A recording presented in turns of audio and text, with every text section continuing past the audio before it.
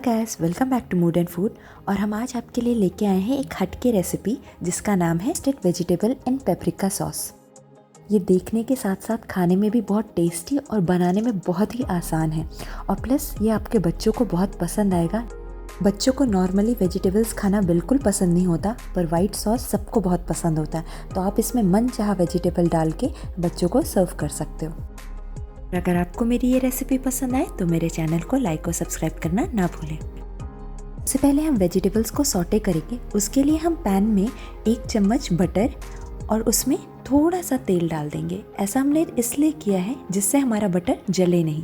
Butter के melt होते ही हम इसमें डाल देंगे 1 बड़ा चम्मच लहसुन बारीक कटा हुआ। लहसुन डाल के हम इसे 1 मिनट के लिए सौटे कर लेंगे। फिर हम इसमें 1 छोटा चम्मच चिली फ्लेक्स डाल देंगे। और अगर आप इसे बच्चों के लिए बना रहे हो तो आप चिली फ्लेक्स अवॉइड भी कर सकते हो। चिली फ्लेक्स डाल के हम फिर से इसे 30 सेकंड के लिए पका लेंगे। अब हम इसमें अपने डाइस किए हुए वेजिटेबल्स डालेंगे। वेजिटेबल्स को हमें बहुत छोटा नहीं काटना है, उसे हम बाइट साइज रखेंगे। तो सबसे पहले हम डालेंगे डाइस किए हुए कैरट मतलब गाजर को हम 1/3 कप डालेंगे। फिर हम डाल देंगे 1/3 कप ब्रोकली। साथ में हम डाल देंगे 1/3 कप कटा हुआ zucchini। फिर हम डाल देंगे 1/3 कप मिक्स बेल पेपर मतलब शिमला मिर्च, लाल हरा पीला तीनों कलर का शिमला मिर्च हम 1/3 कप डाल देंगे। फिर हम इसमें 1/3 कप बेबी कैरेट कट करके डाल देंगे।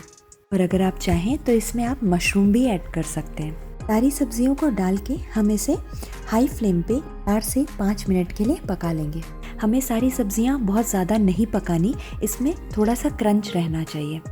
अब हम इसमें डाल देंगे आधा चम्मच या फिर अपने स्वाद अनुसार नमक और साथ में हम डाल देंगे 1/4 चम्मच काली मिर्च पाउडर। ये सब डाल के हम फिर से इसे एक बार अच्छे से स्टर कर देंगे।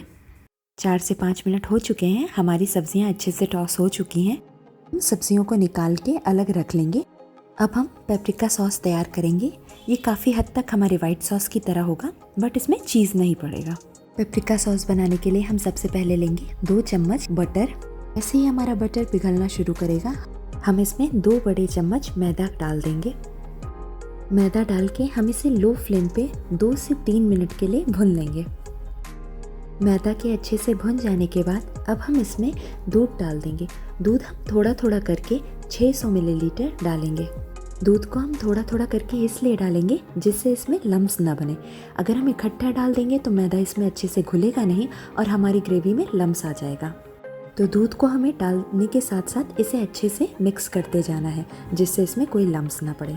आप देख सकते हैं हमारा सॉस एकदम स्मूथ बन चुका है, इसमें अब कोई भी लम्स नहीं रह गया है। अब हम इसे 4 से 5 मिनट के लिए बॉईल होने देंगे जिससे ये बॉईल होके थोड़ा सा गाढ़ा हो जाए। सॉस को हम लगातार चलाते हुए पकाएंगे, नहीं तो वह नीचे से लगने लगेगा। हमारा सॉस अब गाढ़ा हो चुका है। अब हम इसमें 1 बड़ा चम्मच पेपरिका पाउडर डाल देंगे। अगर आपके पास पेपरिका पाउडर नहीं है तो आप कश्मीरी मिर्च डाल सकते हो।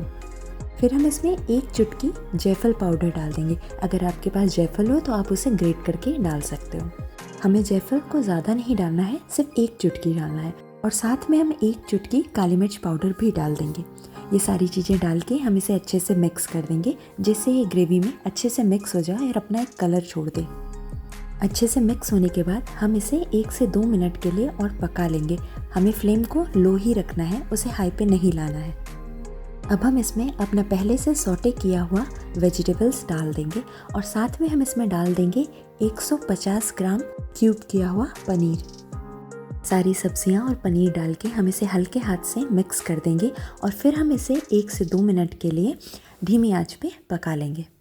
अब हम इसमें थोड़ा सा नमक डाल देंगे। नमक हम इसमें ज़्यादा नहीं डालेंगे क्योंकि हमने जो वेजिटेबल सौटे किया था उसमें हमने नमक डाल रखा है, तो नमक हम अपने स्वाद अनुसार थोड़ा सा और ऐड कर लेंगे और फिर से हम इसे हल्के हाथ से मिक्स कर लेंगे और हमारा vegetable and paprika sauce ready है सर्व करने के लिए। है ना ये एक आसान सी रेसिपी। अगर आपके घर में बचे हुए वेजिटेबल्स पड़े हुए हैं तो आप उनसे एक यम्मी सा डिश तैयार कर सकते हो और आप इसे गर्मा गर्म बर्न गार्लिक राइस या फिर स्पिनच राइस के साथ सर्व करके एंजॉय करें। और अगर आपको मेरी ये रेसिपी पसंद आई हो तो मेरे चैनल को लाइक और सब्सक्राइब करना ना भूलें। Thank you.